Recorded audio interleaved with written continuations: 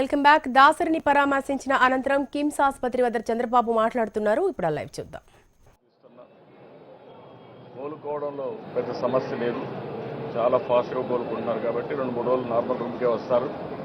ఎంత వీలైతే అంత తొందరలో ఆయన కోలుకుని మళ్ళీ దైనందిక కార్యక్రమాల్లో ఆయన భాగస్వామి కావాలని మనస్ఫూర్తి కోరుకుంటూ భగవంతుని మరొకసారి ప్రార్థిస్తున్నా.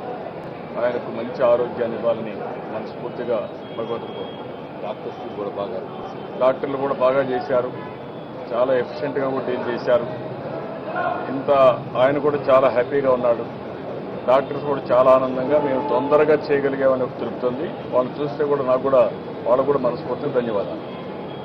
నాకు తెలియంగానే మా మంత్రిని కూడా మా కాలువ శ్రీనివాసను పంపించాను గవర్నమెంట్ తరఫున.